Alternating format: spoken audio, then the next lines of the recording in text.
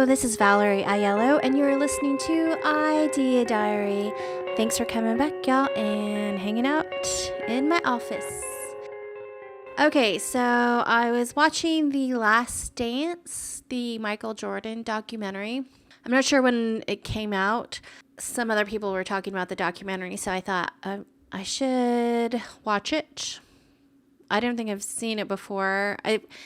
Maybe it was a LeBron James documentary or something. There's another documentary that's pretty good and motivational.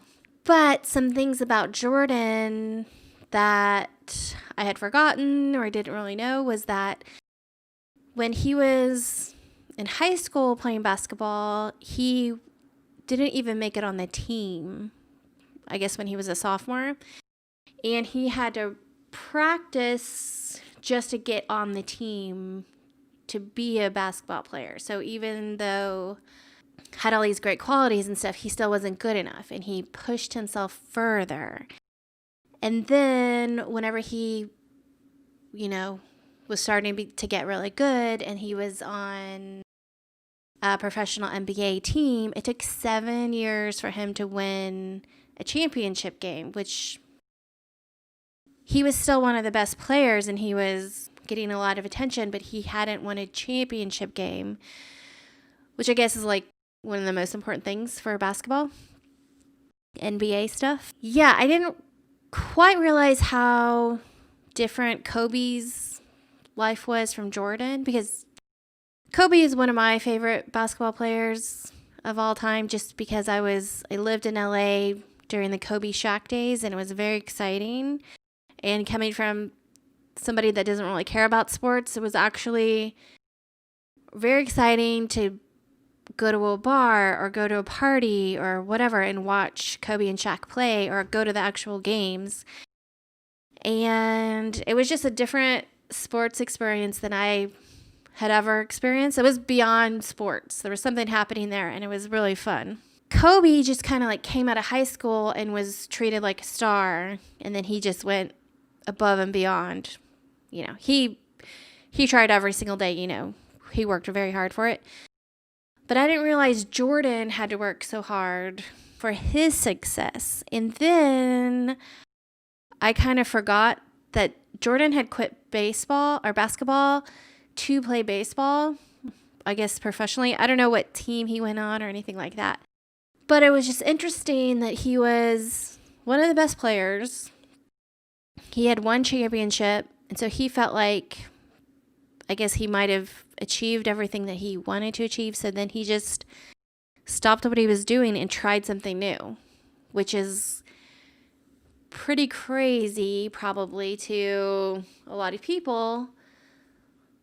But that's kind of what I've been thinking about lately. It's like you can try something and achieve it and then realize, okay, this isn't all that I thought it was cracked up to be.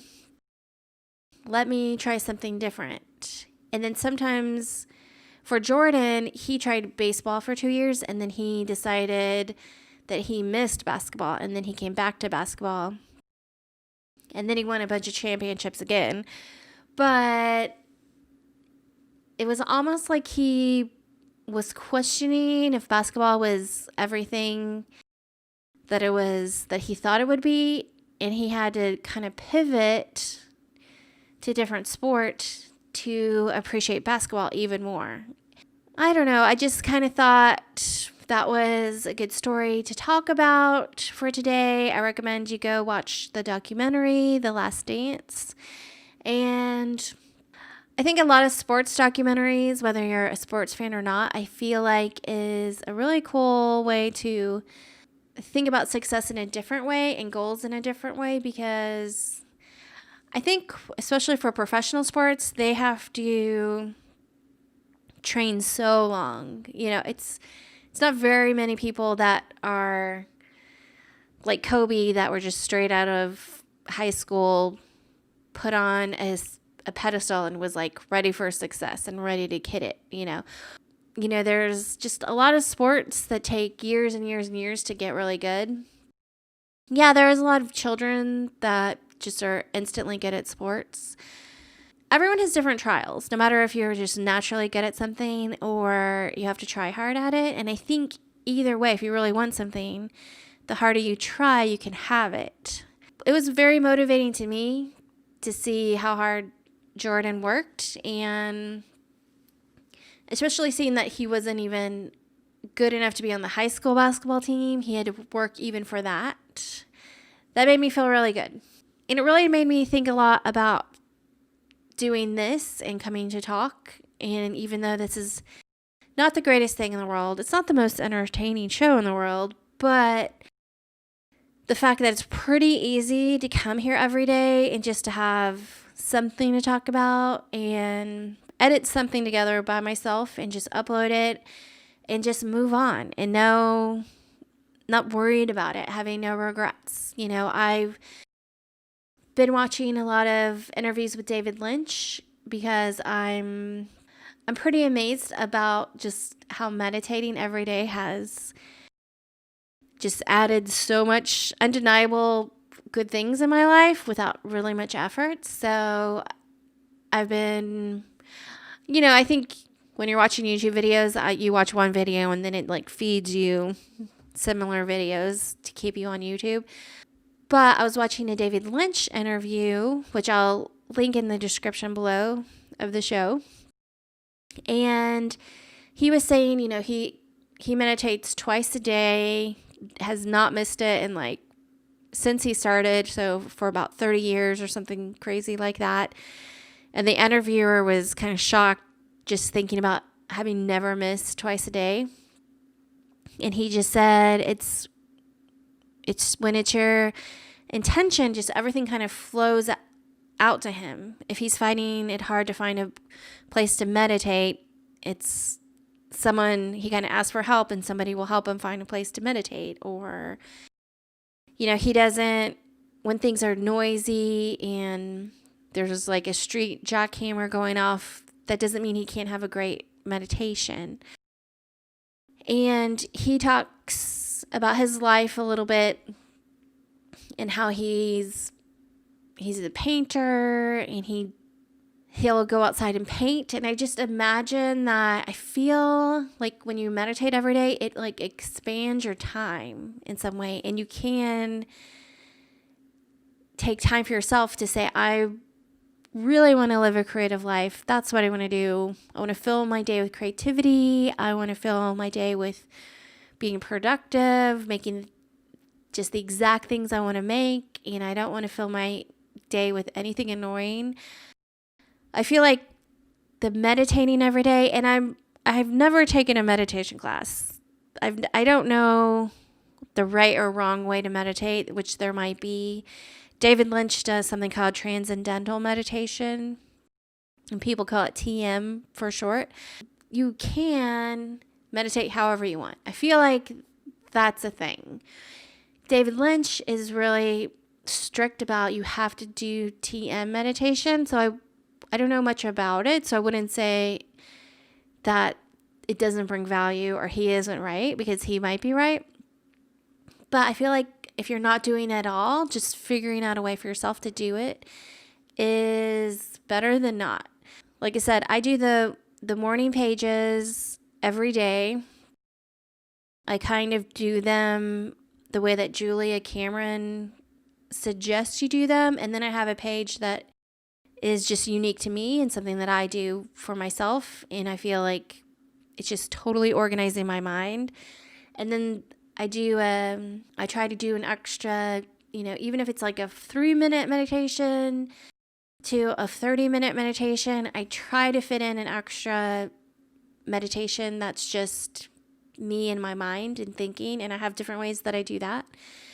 And sometimes I do a lot of guided meditations if I'm feeling kind of bored or I'm feeling my mind's too busy and racing, so I just need that guided meditation to help me focus. And I do a lot of those. And I think just taking a lot of time with a lot of intention, saying this is my to-do list.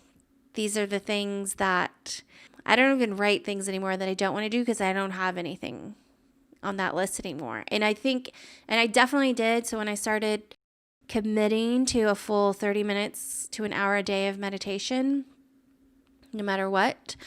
I started July 1st and have undeniable changes of how my life is. It's not totally different, but I feel like I've definitely shifted. So if you want things to change, you've got to change yourself on the inside. You've got to change what you're doing. You've got to change how you feel. You've got to, everything's kind of your fault, the good and the bad stuff. Not if you're a kid, it's probably your parents' fault. But, if you're on your own and you're living your life, all the bad stuff is your fault. And I know that's hard to hear. And that's not to say being murdered or all those things. Of course, that's not your fault. Not all things, but just in general, if you hate your life, if you're unhappy, it's usually your fault. The basic choices that we're all making, and even just the way we look at things. If you can just look at things in a different way, it's like that can change everything. Everyone's different. Every situation's different. If you're not meditating every day, you can figure out your way, and doesn't have to be religious or anything like that. You can be an atheist and meditate every day. There's scientific stuff with our brain and how we can connect and do things and make things happen, and there's also some magic to it. So whatever that means for you.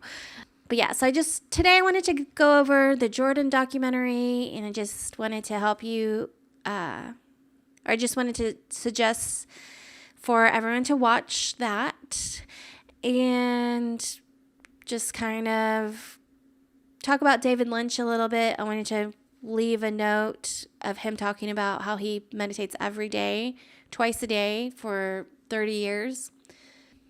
And kind of being David Lynch, I just feel like, I'm sure he's not a perfect person, but I feel like he's captured creativity and his imagination, and he lives it every day. And so that's kind of what I want. I just want to kind of be David Lynch. I don't know. Hopefully these two things motivate you. Hopefully you're giving meditation daily a shot. And I guess that's the end of the show. I still don't know how to end the show, so I'm just going to play the music.